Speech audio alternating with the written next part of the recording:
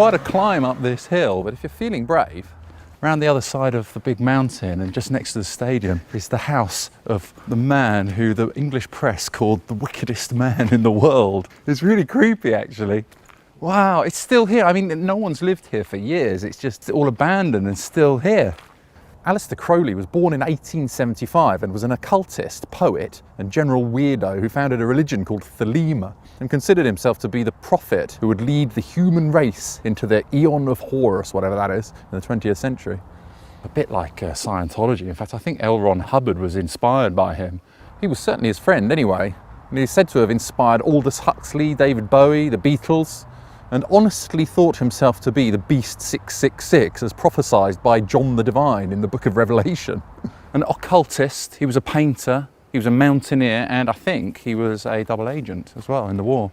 Let's go through the keyhole with Julesy. How do you get in? Do you want to try and clamber down there? I reckon that's the way in. Looks safe enough. Oh. Yeah, he was just a weird kind of deviant. In his lifetime, he became a notorious bisexual drug experimenter and Satanist. And people would come to his house and do all sorts of weird sex experiments and stuff like that until Mussolini eventually just had him expelled from Italy. The Temple of Thelema. Doesn't look like much of a temple to me. Who knows? Maybe there's someone in there now performing some ritualistic sex. Bestiality. It is actually really dangerous to go in. I'm kind of reluctant, but... There we go. How did you... Oh, he's in. Okay. Be careful, Julian. Julian. Oh, he's a fool. It's really freaky inside here. It's hard to believe he used to live here with his weird followers until 1923 when the Italians finally had enough of him.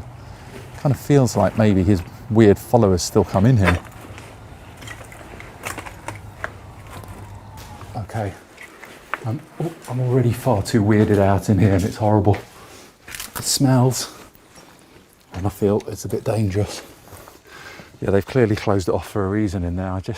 Simon, don't knock anything with that big rucksack. I wouldn't go in. If you knock something, you might have the whole thing come down on top of you. This is a freaky place.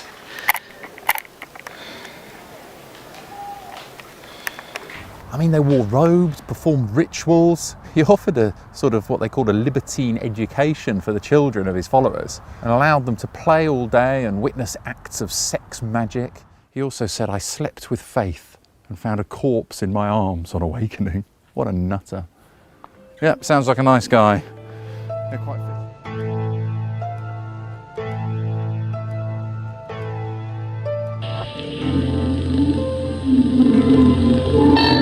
Aleister Crowley, the man who called himself the Beast 666, black magician, drug fiend, sex addict, and traitor to the British people. Crowley taught that the way you could live forever was by vampirizing little children sexually through tantric sex magic. This is a deception. Satan is deceiving these people to draw them into all kinds of profound evil. Well, I've been an admirer of Aleister Crowley. I think that I'm carrying on much of the work that he started over 100 years ago, and I think the 60s themselves. You know, Crowley said, do what thou wilt, shall be the whole of the law. Mussolini deported Crowley and his followers from Sicily after reports of human and animal sacrifice and unimaginable sexual depravity caused an international scandal. I have driven myself to delight in dirty and disgusting debauches and to devour human excrements and human flesh.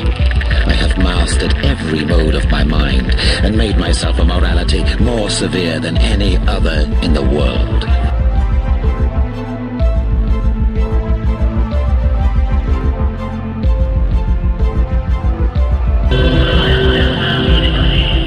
None of your faint approval or faint dispraise. To hell with Christianity, rationalism, Buddhism. I want blasphemy, murder, rape, revolution. In 1920, Aleister Crowley founded a commune in Sicily to practice the beliefs that he said would one day sweep away Christianity.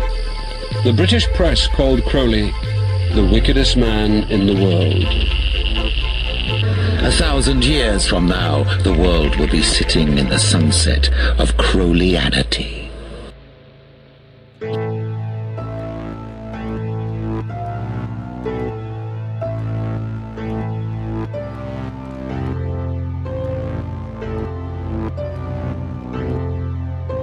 This is what the devil plays before he goes to sleep. Launched him into the mainstream, but Tyler, the Creator,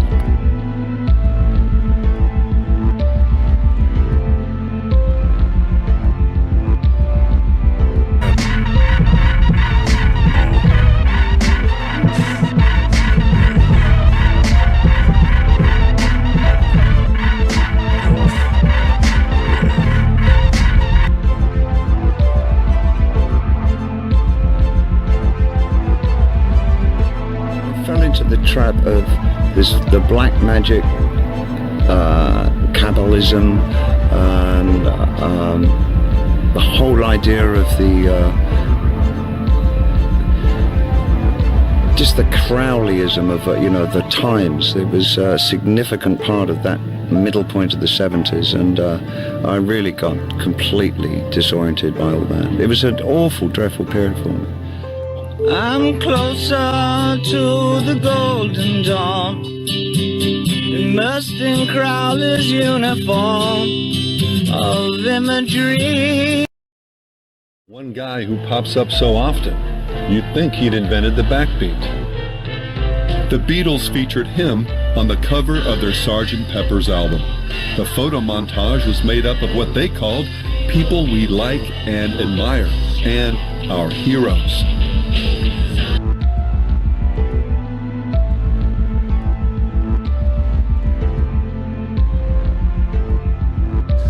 I can't think of any other occultist who's been more influential on rock musicians than Aleister Crowley. No one close.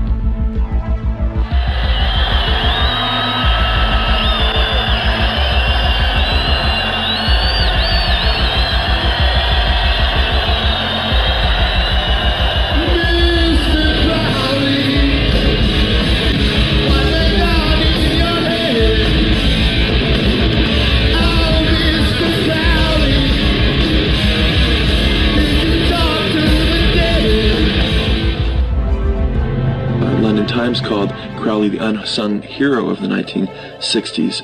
In fact, if you look at the 1960s counterculture leaders, John Lennon, he said his whole philosophy was, and he quoting Aleister Crowley's axiom, "Do what thou wilt," was the whole Beatles philosophy, he said in his interviews before his death was "Do what thou willst." And they put their heroes up on Sgt. Pepper's Lonely Hearts Club Band album, and who did they place there? Aleister Crowley.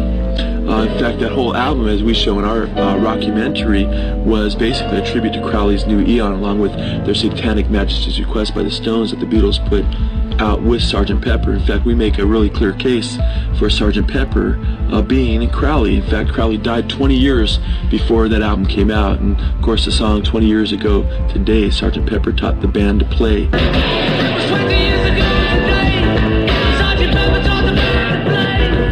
It's quite interesting because not only was Lennon and the Beatles into Aleister Crowley, but we show the Rolling Stones and how they were into Crowley, and Mick Jagger and Keith Richards helping out with even Kenneth Anger's movies, pushing Aleister Crowley's Satanism in Lucifer Rising and so forth.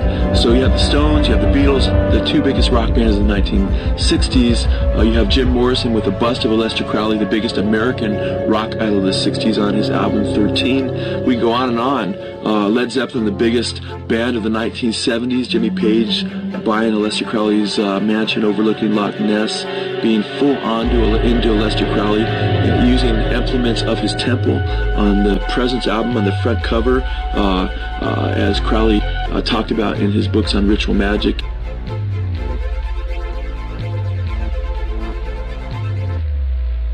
Ultimately, that's where all this is leading. I mean, it's all about peace and love on the outside. When it all comes down, there's going to be a brutal leader that will emerge, who Crowley was forthright enough to talk about in his books, and talked about this bloodbath that would come, wherein Christians would be put to death in the establishment of the New World Order. I'll tell you, when I was a kid, I read Robert Anton Wilson and all this, and here we are, we're standing here, we're talking about this, and it's real. If you do these things that you're told by Aleister Crowley, if you actually do what they say, things happen. Things occur exactly as it's described, and we can all do it. And he personally bragged of having slaughtered 150 male children in 1 year. And we can all do it. Crowley taught that the way you could live forever was by vampirizing little children sexually. And we can all do it.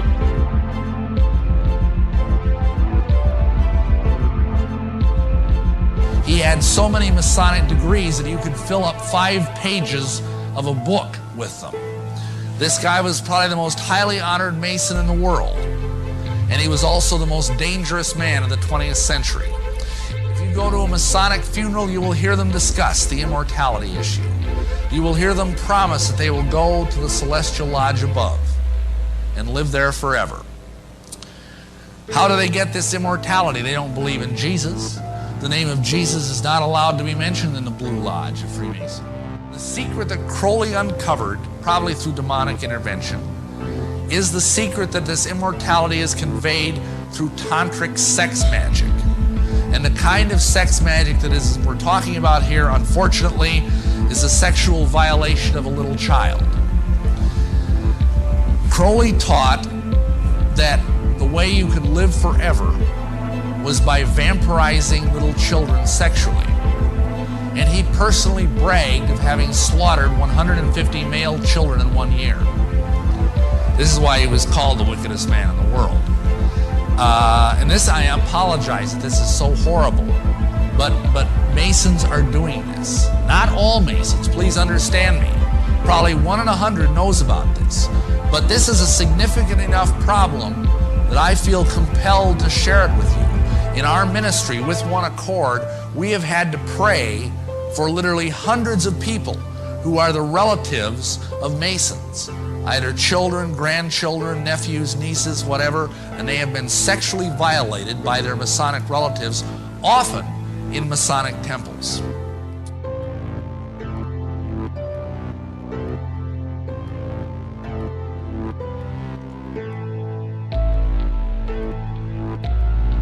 Now, he took an oath that he would surrender all of his magical powers that he had achieved until that date to concentrate his energy single-pointedly on the one task of destroying Christianity. Christian persecution in some parts of the world is, quote, close to meeting the international definition of genocide. The interim report says Christianity now faces the possibility of being wiped out in parts of the Middle East, where its roots go back furthest. For the world's Christians, the situation is especially dire. Christians are the most persecuted religious group in the world, and it's accelerating. And in Iraq, Christian numbers have slumped from 1.5 million before 2003 to less than 120,000 today.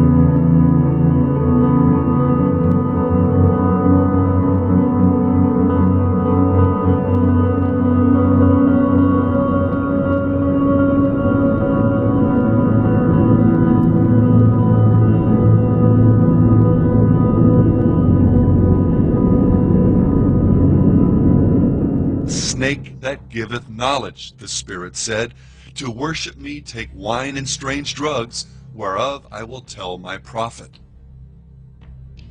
Falling on precisely the wrong side of the Bible's account concerning the fall of man and Satan's role, this snake spirit begins the revelation by telling man that he is a god, that reality is essentially an illusion, sin a myth, and that ethically there's no greater commandment than the law of Thelema, Greek for will, as famously stated in the 40th verse of chapter 1. Do what thou wilt. shall be the whole of the law. We do what we want to do when we want to do it. And just what is this core principle by which most people live? Well, in a nutshell, do what you want.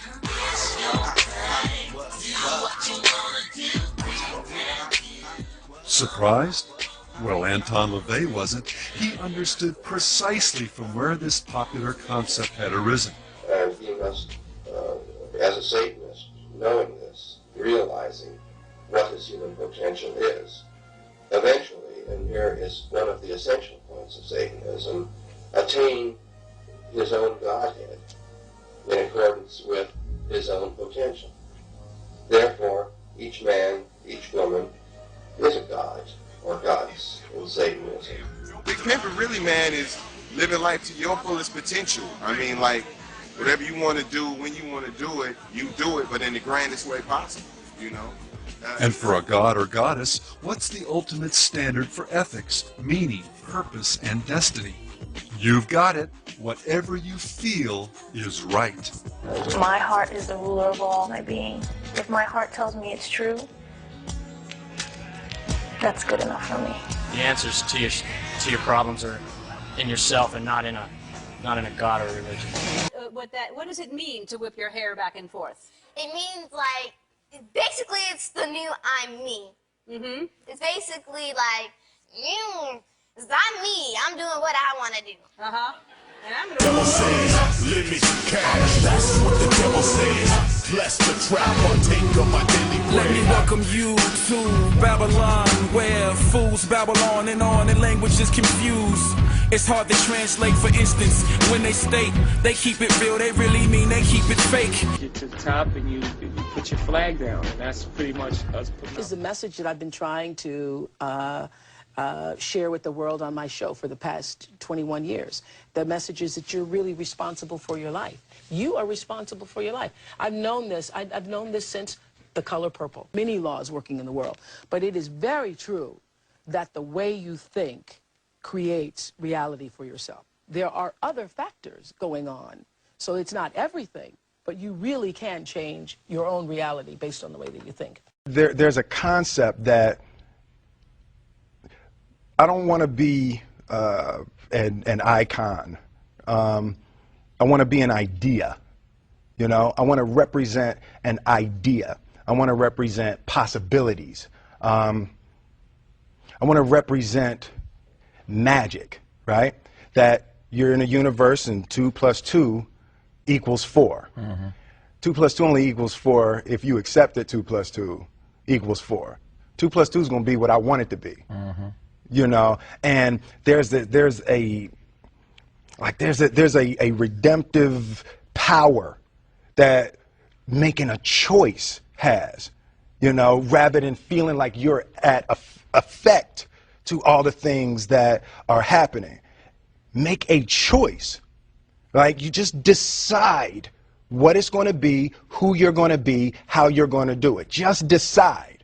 And then from that point, the universe is going to get out your way. It's like it's water. It wants to move and go around stuff, you know. So for me, I want to represent possibilities. I want to represent the idea that you really can make what you want. One of my favorite books is The Alchemist, Paulo Coelho, and I just believe that. I believe that I can create whatever I want to create. If I can put my head on it right, study it, learn the patterns, and, you know, it's hard to put into words some real metaphysical, esoteric nonsense. It's hard to put into words some real metaphysical, esoteric nonsense. But I feel very strongly that we are who we choose to be. Marilyn Manson noted the universality of this satanic ethic when he observed, "The idea of Antichrist is an unspoken knowledge that every person has. It's just the acceptance of yourself as a powerful being who can make their own decisions. It's not someone with a 666 on their head." And Satanism is about worshiping yourself because you are responsible for your own good and evil. How would you define, what would you define being a Satanist as? Worship of themselves. You're worshiping yourself when you worship Satan. Aleister Crowley stated it this way in his infamous Book of the Law: every man and every woman is a star or a god. And as we saw earlier, do what thou wilt shall be the whole of the law. I'm basically a free thinker. Whatever anybody wants to do, they can do whatever they want as long as it doesn't hurt other people. I live by myself, you know. I live by my own values and all that, morals. I set my own ways. How do you determine what those morals and values are? Well, I don't know, I just do what's right for myself. By declaring that each person should walk in their own light, discover and then do their true will, LaVey, Manson, and Crowley, along with Nietzsche and others, have simply been echoing the father of all lies, the one that goes back to the very dawn of human history. Then the serpent said to the woman, God knows that in the day you eat of it, your eyes will be open and you will be like God, knowing good and evil. Satanism, then, in its essence, is simply each person looking through his or her own eyes for meaning and direction. As our own god or goddess, we're free to do as we will. Oh, you know, he's got a God complex because he said if they wrote the Bible again, he would be in it. Duh, yeah, I would be in it. I feel like I'm one of the more important people, you know, in pop culture right now. One of the only people with an opinion. The Bible had, you know, 20, 30, 40, 50 characters in it. You don't think I would be one of the characters of today's modern Bible? And people have their own forms of Bibles now. You know, it's a new day and age. People have their own thinking. People have their own things that they're into. People have their own religion. Hip-hop is a religion to a certain extent, and the rappers are the preachers. And the music is the scriptures. You know, it's just like church, because you go to a concert, you raise your hands in the air, you get dressed up, you sing songs, and you definitely pay some money. It's just like church. Get started, I gotta get 3 things off my chest. The first one is, I believe in God, do you? The second one is, I ain't without you, so make noise with what you create. The third one is, I ain't without you, so make noise with what you create. Second verse is like devil's pie, taste of dessert for us.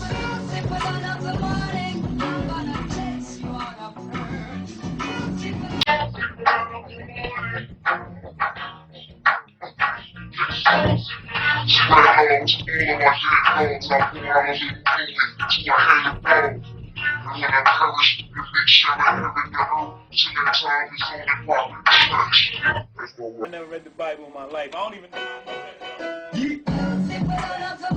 Oh my God, leave that.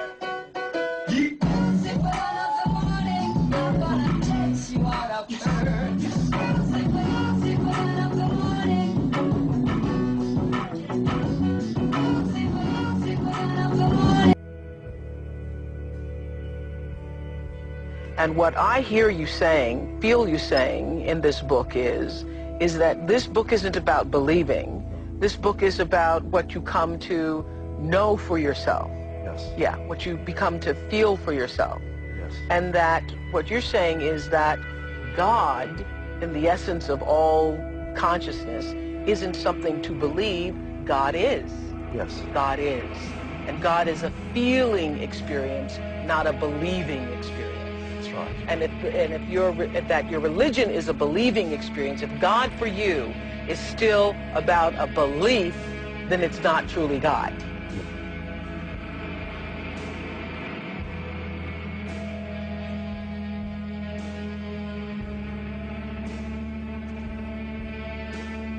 One of the mistakes that human beings make is believing that there is only one way to live, and that we don't accept that there are diverse ways of being in the world, that there are millions of ways to be a human being, and many ways, but many paths to what you call God. And her path might be something else, and when she gets there, she might call it the light.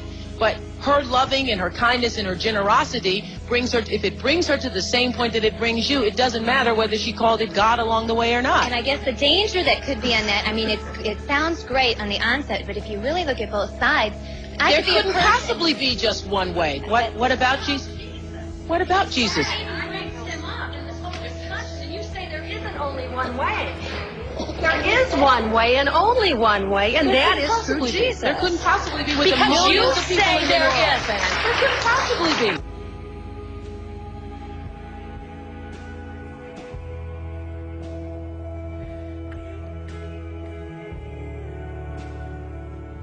That's Oprah Winfrey's baloney, as I said just a week or two ago. And now 56% of the evangelicals believe it. That's why you read a headline that says he's right in tune with the church of today, because Christians have so far deteriorated in their beliefs concerning the Word of God. When you almost have 6 out of every 10 so-called Christians saying we can get to heaven without Jesus, we are in trouble. Scientology is one of the most successful religious cults in the world. This is owing much to the promotion of different Hollywood stars and musicians. Different Hollywood stars like Elfman and Kirstie Alley and Tom Cruise and John Travolta, to name only a few, have gone on record promoting Scientology.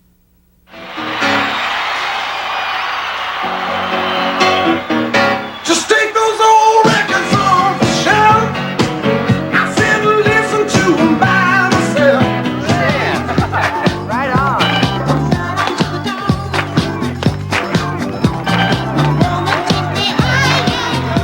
Stars like John Travolta and Kirstie Alley have even taken to the airways in defense of Scientology. But is it possible that what they are defending is yet another Aleister Crowleyan satanic cult? Do you ever think that you might be quite mad? Oh, yes. Scientology has at times come under the scrutiny of the secular news media, but the stark truth has not yet been told. That Scientology is in a way another fruit of the teachings of Satanist Aleister Crowley is barely known. Few people realize that Scientology's founder, L. Ron Hubbard, was yet another disciple of Aleister Crowley's, who referred to Crowley as his good friend. A magician. The magic cults of the 8th, 9th, 10th, 11th, 12th centuries in the Middle East were fascinating. The only modern work that has anything to do with them is Trifle Wild in Spots, but it's fascinating work in itself, and that's work written by Aleister Crowley, the late Aleister Crowley, my very good friend. And he did himself a splendid piece of aesthetics built around those magic cults. It's very interesting reading to get a hold of a copy of the book, quite rare, but it can be obtained, The Master Thurion, Therion, The Master Thurion by Aleister Crowley. He signs himself The Beast. The Mark of the Beast, 666. Hubbard stated that Scientology's basic idea paralleled Crowley's doctrine of do what thou wilt. He stated, our whole activity tends to make an individual completely independent of any limitations. Aleister Crowley had some interesting things to say about this. He wrote the Book of the Law. L. Ron Hubbard's oldest son, L. Ron Hubbard Jr., who witnessed his father's discipleship under Crowley, admitted his father was a Satanist and a follower of Crowley. Well, the funny thing is that the actual truth is about as far out as Scientology itself. Really, the basis of Scientology, which is rather hidden and covered over, is the occult, the deep involvement with satanic powers. And we felt that he was deeply involved with a British black magician called Aleister Crowley, and through putting himself in deep hypnotic trances and the use of drugs on himself, he wanted to become the most powerful being in the world. L. Ron Jr. stated that, like Leary, L. Ron Sr. felt that he was helping to complete Crowley's mission.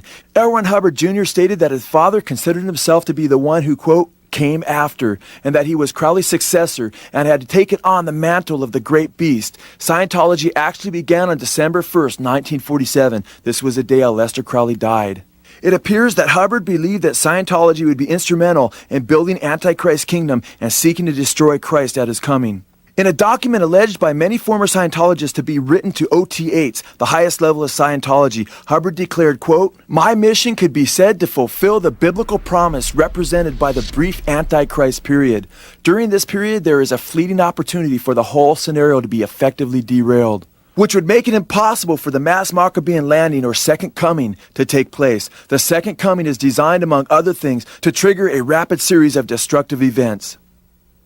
L. Ron Hubbard was close to Jack Parsons, who was a rocket scientist and co-founder of the Jet Propulsion Laboratory. Parsons and Hubbard worked together to produce a moonchild through Crowley's sex magic, which they hoped to be the Antichrist. Before Parsons was killed in an explosion in his laboratory, he wrote a book called The Book of the Antichrist. In this book, he called for the destruction of, quote, the black brotherhood called Christianity.